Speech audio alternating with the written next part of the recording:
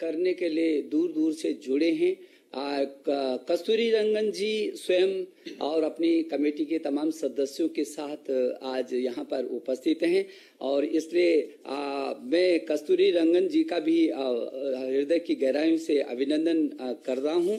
प्रधानमंत्री जी, पद्म भूषण कस्तूरी रंगन जी की अध्यक्षता में जो ये एनईपी की कमेटी है, ये पूरी दुनिया का सबसे बड़ा नवाचार के रूप में मुझे लगता है कि होगी, जिसमें 2 लाख से अधिक ग्राम समितियों के साथ 1000 से अधिक विश्वविद्यालय, 33 करोड़ छात्र छात्राओं के अभिभावकों से परामर्श, सारे अध्यापक गण, विशेषज्ञ गण, सभी एनजीओ, जनप्रतिनिधिगण, देश भर के सभी शिक्षा मंत्रियों से एक बार नहीं बल्कि कई बार, देश के मुख्यमंत्रियों से तमाम समय समय पर संवाद और जनप्रतिनिधि से लेकर के जो पब्लिक डोमेन में डालने के बाद 2.25 लाख से भी अधिक जो सुझाव आए हैं, उसके व्यापक विश्लेषण के बाद जो ये अमृत निकल करके प्रधानमंत्री जी ये हमारे सामने आया है।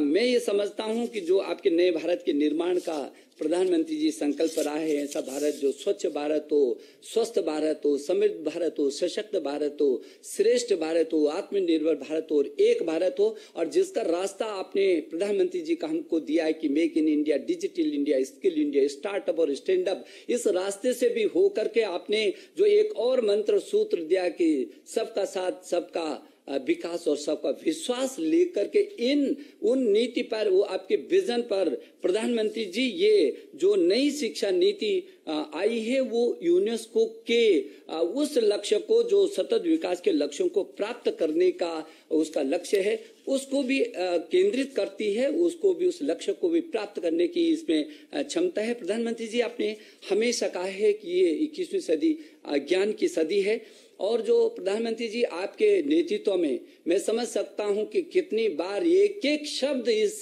नई शिक्षा नीति का आपसे होकर के गुजरा है, बार बार आपका मार्गदर्शन जो हमको मिला है, और मैं समझ सकता हूं कितनी संवेदनशील से प्रधानमंत्री जी आप कितने चिंतित थे इस नई शिक्षा नीति को लाने के लिए। 1 बार नहीं, 2 बार नहीं, 3 बार नहीं, 4 बार सहित बार आपने हमारा मार्गदर्शन किया। आपके मानवता के व्यापक विजन के साथ मानवीय मूल्यों के आधार पर समावेशी और सार्वभौमिकता लिए उत्कृष्टता और गुणवत्ता से ज्ञान, विज्ञान, अनुसंधान, प्रौद्योगिकी तथा नवाचार के साथ उदारवादी और विश्व प्रतिस्पर्धी रूप में Bharat knowledge based super power बनाने के लिए, आपके श्रेष्ठ भारत के संकल्प को धरती पर क्रियान्वित करने के लिए आज ये देश भर का शिक्षा परिवार प्रधानमंत्री जी एकत्रित हुआ है। हम आपको भरोसा दिलाने के लिए दूर दूर से आपके साथ जुड़े हैं। मैं बहुत विनम्रता से आपको निवेदन करना चाहता हूं, प्रधानमंत्री जी हमारा मार्गदर्शन करें, आपके आशीर्वाद के हम अभिलाषी हैं। प्रधानमंत्री जी नमस्कार। मंत्रिमंडल में मेरे सहयोगी श्रीमान रमेश पोखरियाल निशंक जी, श्रीमान संजय धोत्रे जी, नेशनल एजुकेशन पॉलिसी, राष्ट्रीय शिक्षा नीति में बहुत महत्वपूर्ण भूमिका निभाने वाले देश के जाने माने वैज्ञानिक डॉक्टर कस्तूरी रंगन जी और उनकी टीम, इस सम्मेलन में भाग ले रहे वाइस चांसलर्स, अन्य सभी शिक्षाविद, सभी महानुभाव, आप सभी का बहुत बहुत अभिनंदन। नेशनल एजुकेशन पॉलिसी, राष्ट्रीय शिक्षा नीति के संदर्भ में आज का ये इवेंट बहुत ही महत्वपूर्ण है। इस कॉन्क्लेव से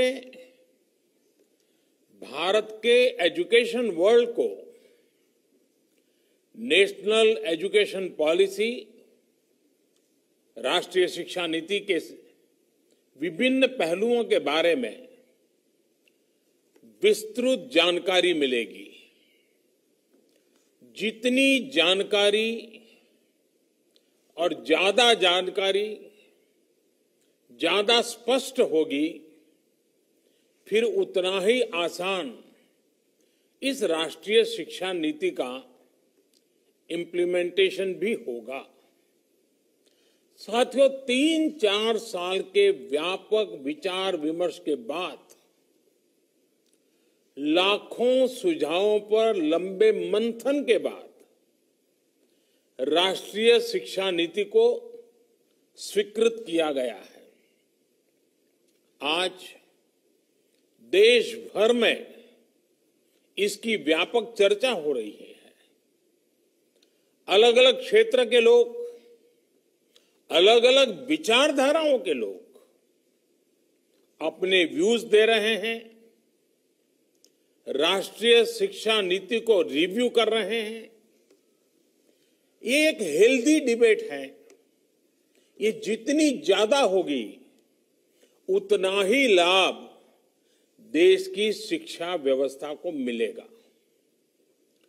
ये भी खुशी की बात है कि राष्ट्रीय शिक्षा नीति आने के बाद देश के किसी भी क्षेत्र से, किसी भी वर्ग से ये बात नहीं उठी कि इसमें किसी तरह का बायस है या किसी एक तरफा कोई झुकाव है।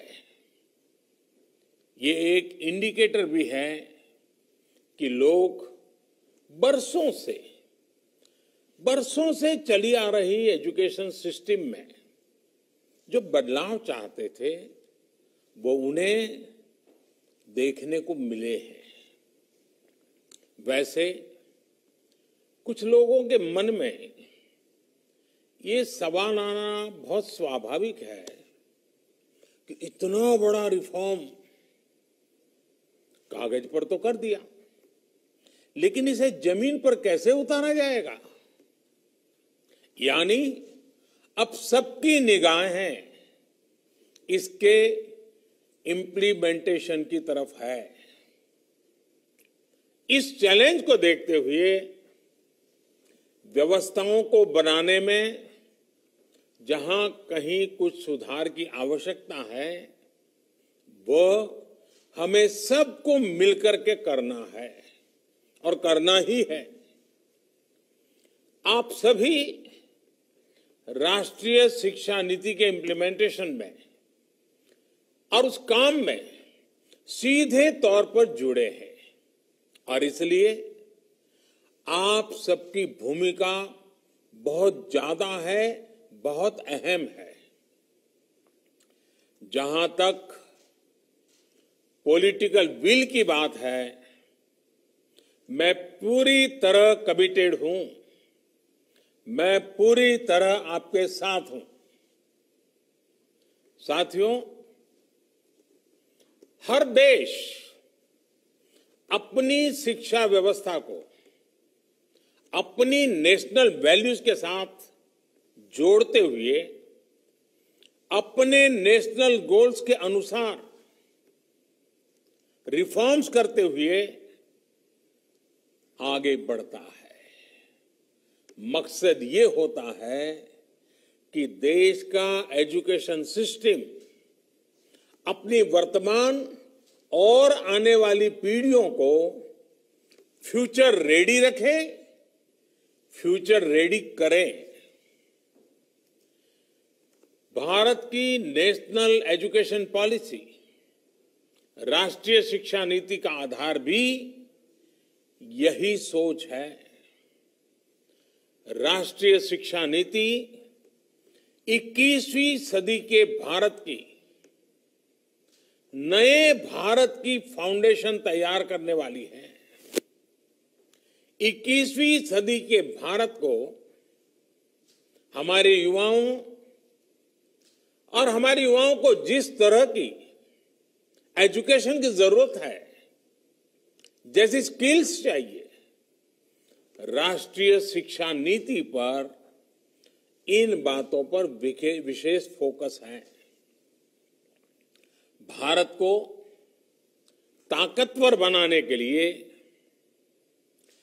विकास की नई ऊंचाई पर पहुंचाने के लिए भारत के नागरिकों को और सशक्त करने के लिए उन्हें ज्यादा से ज्यादा अवसरों के उपयुक्त बनाने के लिए इस एजुकेशन पॉलिसी में खास जोर दिया गया है।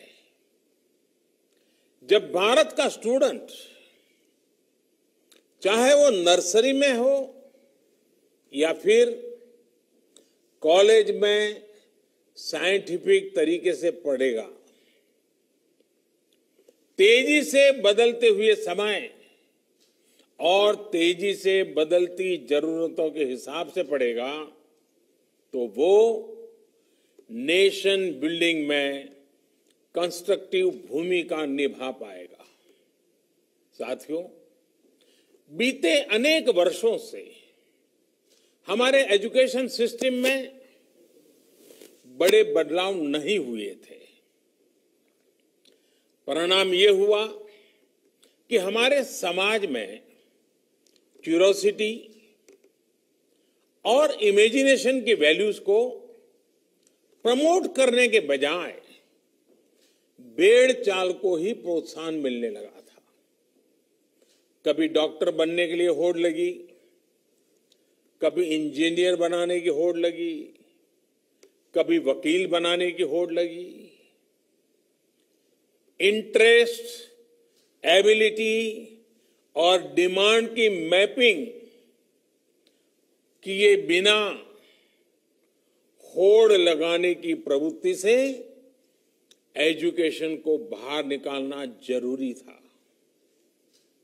हमारे स्टूडेंट्स में, हमारे युवाओं में क्रिटिकल थिंकिंग और इनोवेटिव थिंकिंग विकसित कैसे हो सकती है, जब तक हमारी शिक्षा में पैशन ना हो, फिलॉसफी ऑफ एजुकेशन ना हो, पर्पज ऑफ एजुकेशन ना हो। साथियों, आज गुरुवर रविंद्रनाथ ठाकुर की पुण्यतिथि भी है।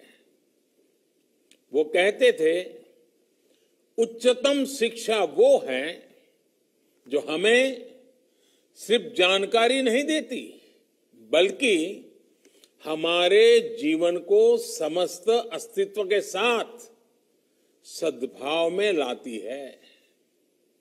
निश्चित तौर पर राष्ट्रीय शिक्षा नीति का बृहद लक्ष्य इसी से जुड़ा है। इसके लिए टुकड़ों में सोचने के बजाय एक होलिस्टिक अप्रोच की जरूरत थी, जिसको सामने रखने में राष्ट्रीय शिक्षा नीति सफल रही है। साथियों, आज जब राष्ट्रीय शिक्षा नीति मूर्त रूप ले चुकी है, तो मैं उस समय और सवालों की भी चर्चा आपसे करना चाहता हूं, जो हमारे सामने शुरुआती दिनों में आए थे। उस समय जो दो सबसे बड़े सवाल थे, वो यही थे कि क्या हमारी शिक्षा व्यवस्था हमारे युवाओं को क्रिएटिव, क्यूरियोसिटी और कमिटमेंट ड्रिवन लाइफ के लिए मोटिवेट करती है। आप लोग इस क्षेत्र में इतने वर्षों से हैं, आपने अपना जीवन शिक्षा के लिए खपा दिया है, समर्पित किया है। आप लोग इसका जवाब बेहतर जानते हैं। साथियों, हमारे सामने दूसरा सवाल था कि क्या हमारी शिक्षा व्यवस्था हमारे युवाओं को एम्पावर करती है, देश में एक एम्पावर्ड सोसाइटी के निर्माण में मदद करती है। आप सब इन सवालों से भी परिचित हैं और जवाबों से भी भली भांति परिचित है।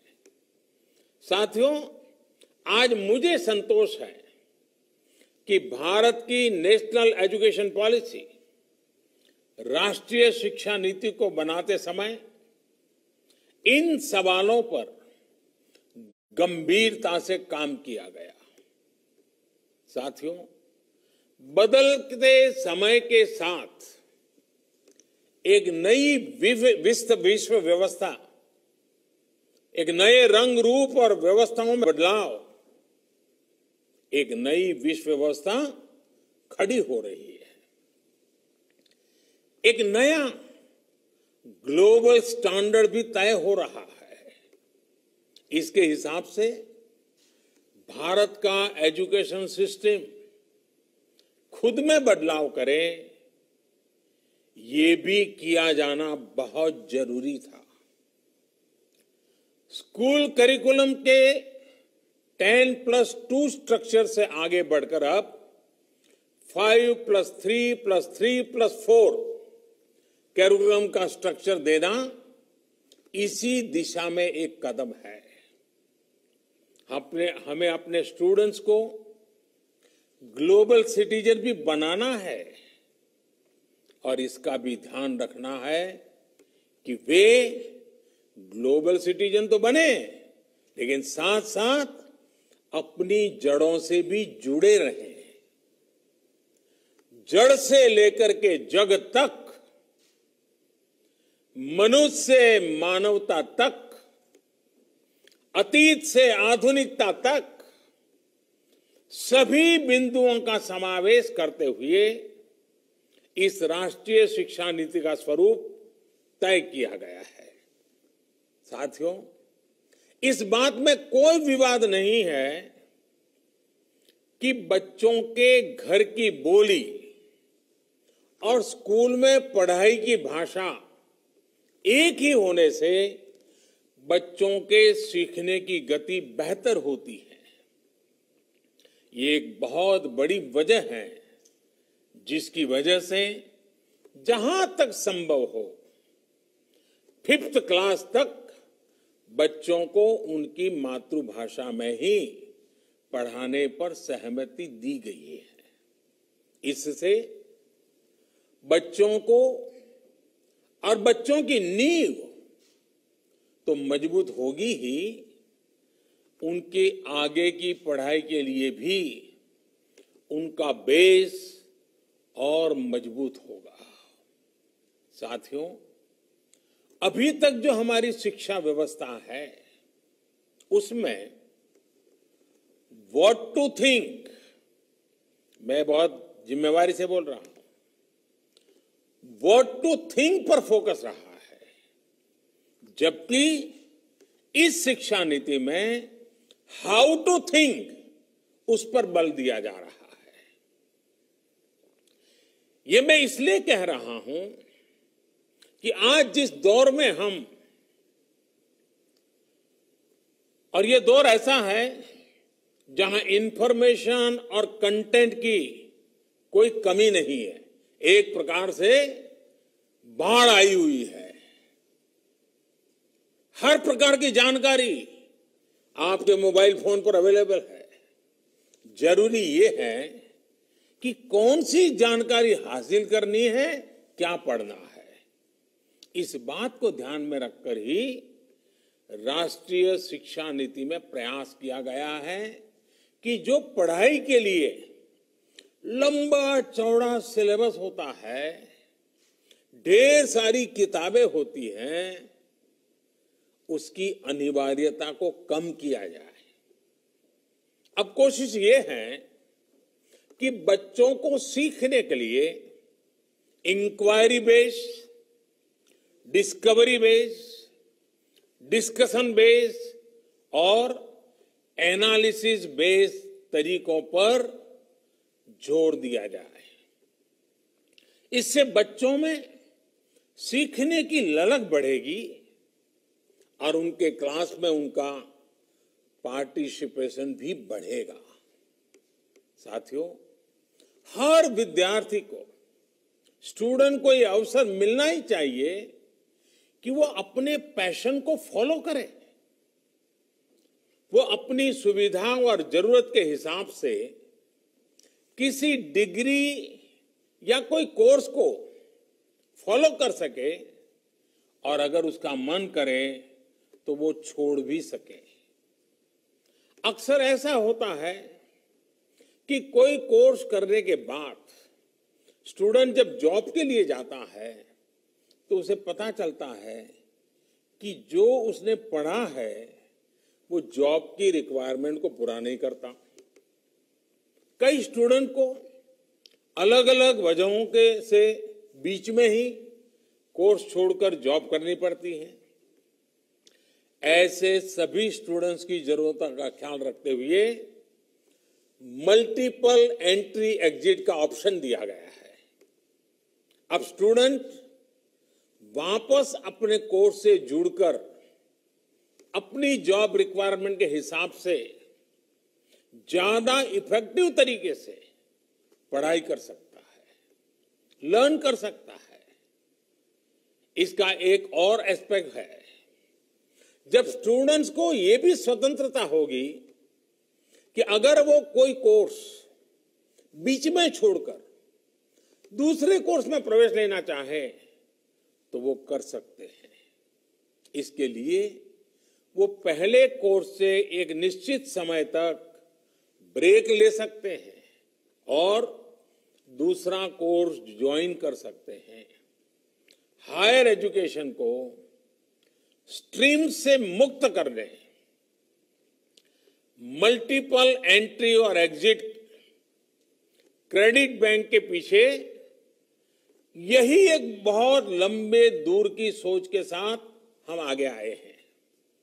हम उस एरा की तरफ बढ़ रहे हैं जहां कोई व्यक्ति जीवन भर किसी एक प्रोफेशन में ही नहीं टिका रहेगा। बदलाव निश्चित है, मान के चलिए, और इसके लिए उसे निरंतर खुद को रीस्किल और अपस्किल करते रहना ही होगा। नेशनल एजुकेशन पॉलिसी, राष्ट्रीय शिक्षा नीति में इसका भी बारीकी से ध्यान रखा गया है। साथियों, किसी भी देश के विकास में एक बड़ी भूमिका रहती है समाज के हर तबके की गरिमा, उसकी डिग्निटी। समाज का कोई व्यक्ति कोई भी काम करता हो, कोई निम्न नहीं होता है। हमें ये सोचना चाहिए कि भारत जैसे सांस्कृतिक से समृद्ध रहे देश में ये बुराई कहां से आई? ऊंच नीच का भाव, मेहनत मजदूरी करने वालों के प्रति हीन भाव, इस प्रकार की विकृति हमारे अंदर कैसे घर कर गई? इसकी एक बड़ी वजह रही है कि हमारी एजुकेशन का समाज के इस तबके के साथ एक डिस्कनेक्ट रहा। जब गांवों में जाएंगे, किसान को, श्रमिकों को, मजदूरों को काम करते देखेंगे, तभी तो उनके बारे में जान पाएंगे, उन्हें समझ पाएंगे वो कितना बड़ा योगदान कर रहे हैं। समाज की आवश्यकताओं की पूर्ति के लिए वो कैसे अपना जीवन खपा रहे हैं। उनके श्रम का सम्मान करना हमारी पीढ़ी को, वर्तमान को, भावी पीढ़ी को सीखना ही होगा। इसलिए राष्ट्रीय शिक्षा नीति में स्टूडेंट एजुकेशन और डिग्निटी ऑफ लेबर, उस पर भी बहुत ध्यान दिया गया है। साथियों, 21वीं सदी के भारत से पूरी दुनिया को बहुत अपेक्षाएं हैं। भारत का सामर्थ्य है कि वो टैलेंट और टेक्नोलॉजी का समाधान पूरी दुनिया को दे सकता है। हमारी इस जिम्मेदारी को भी हमारी एजुकेशन पॉलिसी एड्रेस करती है। राष्ट्रीय शिक्षा नीति में जो भी समाधान सुझाए गए हैं उससे फ्यूचरिस्टिक टेक्नोलॉजी के प्रति एक माइंडसेट विकसित करने की भावना भी है। अब टेक्नोलॉजी ने हमें बहुत तेजी से, बहुत अच्छी तरह से, बहुत कम खर्च में समाज के आखिरी छोर पर खड़े स्टूडेंट तक पहुंचने का माध्यम दिया है।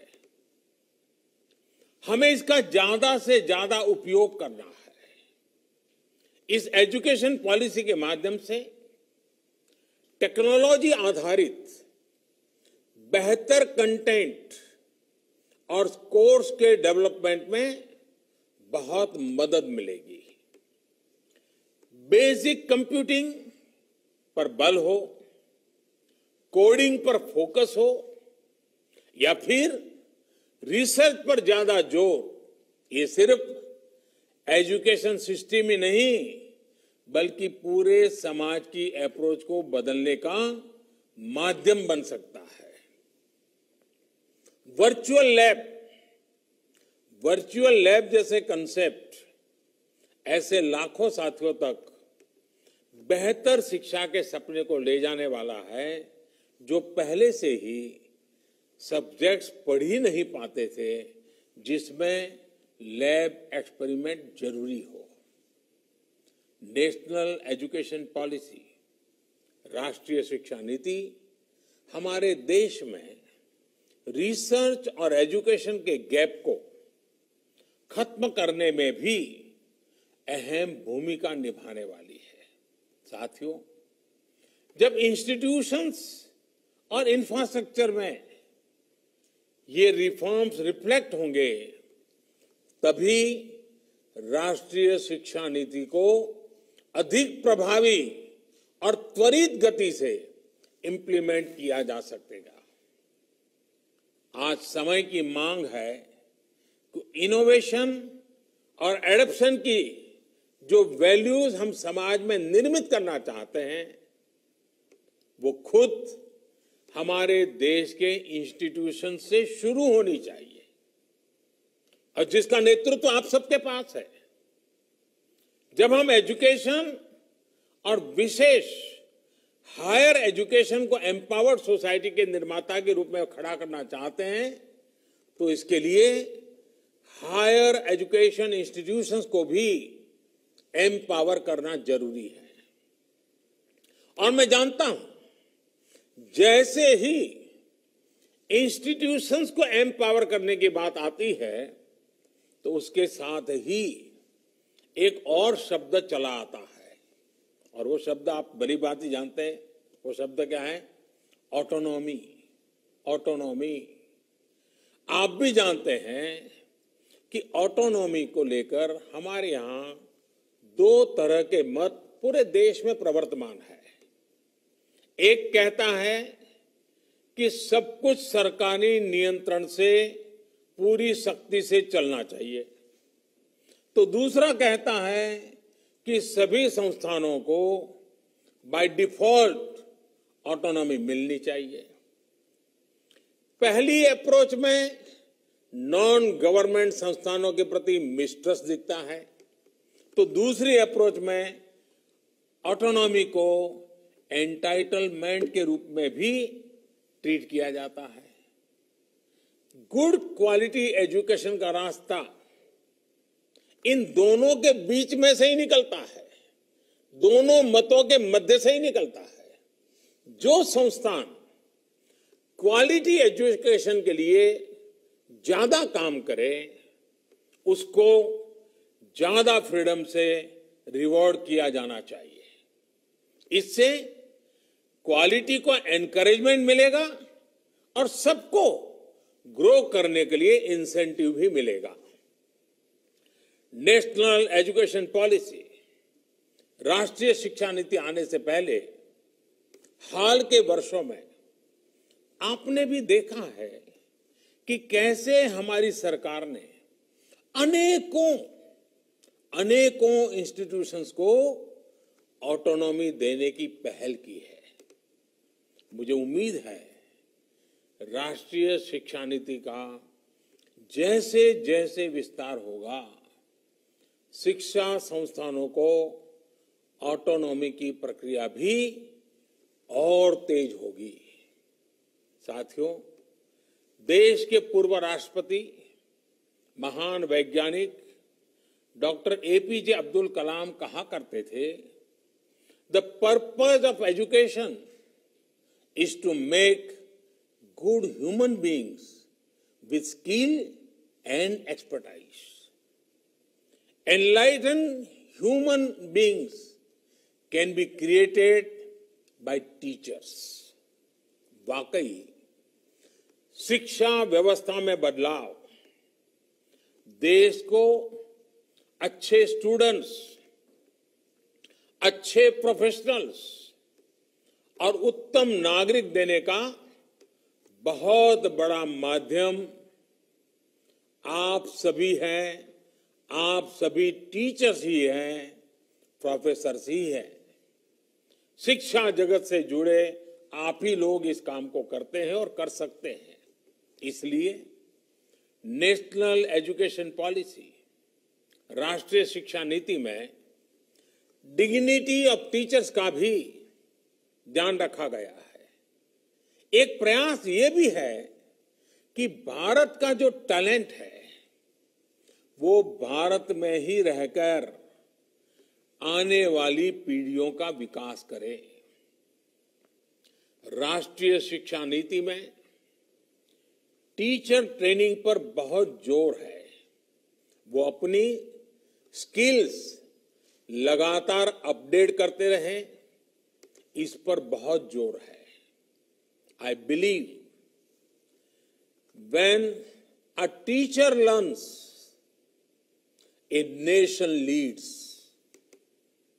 साथियों, नेशनल एजुकेशन पॉलिसी, राष्ट्रीय शिक्षा नीति को अमल में लाने के लिए हम सभी को एक साथ संकल्पबद्ध होकर काम करना है। यहां से universities, colleges, school education boards, अलग अलग स्टेट्स, अलग अलग स्टेक होल्डर्स के साथ संवाद और समन्वय का नया दौर शुरू होने वाला है। आप सभी साथी, क्योंकि हायर एजुकेशन के सबसे शीर्ष संस्थानों के शीर्ष में है, तो आपकी जिम्मेदारी ज्यादा है। मेरा आग्रह है कि राष्ट्रीय शिक्षा नीति पर लगातार वेबिनार करते रहिए, डिस्कशंस करते रहिए, नीति के लिए रणनीति बनाइए, रणनीति को लागू करने के लिए रोड मैप बनाइए, रोड मैप के साथ टाइमलाइन जोड़िए, उसको इंप्लीमेंट करने के लिए रिसोर्सेज, ह्यूमन रिसोर्सेज, इस सबको जोड़ने की योजना बनाइए। और ये सारा चीजें नई नीति के प्रकाश में आप ही को करना है। राष्ट्रीय शिक्षा नीति सिर्फ एक सर्कुलर नहीं है। राष्ट्रीय शिक्षा नीति सिर्फ सर्कुलर जारी करके, नोटिफाई करके इंप्लीमेंट नहीं हो सकती है। इसके लिए मन बनाना होगा। आप सभी को दृढ़ इच्छा शक्ति दिखानी होगी। भारत के वर्तमान और भविष्य को बनाने के लिए पूरी शताब्दी को एक दिशा मिलने वाली है। और इसमें इस गौरवपूर्ण अध्याय में जुड़ने के लिए मैं आपको निमंत्रित देता हूं। इसमें आपका योगदान बहुत आवश्यक है। इस कॉन्क्लेव को देख रहे, सुन रहे प्रत्येक का योगदान आवश्यक है। मुझे विश्वास है इस कॉन्क्लेव में राष्ट्रीय शिक्षा नीति के इफेक्टिव इंप्लीमेंटेशन को लेकर बेहतर सुझाव, बेहतर समाधान निकल करके आएंगे। और मैं विशेष रूप से आज जब मुझे अवसर मिला है तो सार्वजनिक रूप से डॉक्टर कस्तूरी रंगन जी का, उनकी पूरी टीम का बहुत बहुत अभिनंदन करता हूं, बहुत बहुत धन्यवाद करता हूं। यह काम छोटा नहीं था, बहुत बड़ा काम था। बहुत लोगों के सुझाव थे, बहुत अपेक्षाएं थी, और फुल स्टॉप कॉमा भी उधर उधर हो जाता तो पता नहीं क्या हो जाता। और इसलिए कस्तूरी रंगन जी और उनकी टीम ने कितनी बारीकी से एक तपस्या की तरह इस काम को किया होगा, तब जाकर के संपूर्णतः विवादों से मुक्त, विश्वास से भरी हुई, सपनों को संवारने वाली, संकल्प को ताकत देने वाली और सिद्धि में अटूट श्रद्धा के साथ ये नई शिक्षा नीति हमारे सामने आई है। मुझे विश्वास है कि देश के भावी पीढ़ी के उज्जवल भविष्य के लिए, वर्तमान पीढ़ी के सामर्थ्य को बढ़ाने के लिए ये नई शिक्षा नीति बहुत काम आएगी। मैं फिर एक बार शिक्षा जगत के आप सभी महानुभावों को प्रणाम करते हुए बहुत बहुत शुभकामनाएं देता हूं, बहुत बहुत आभार व्यक्त करता हूं।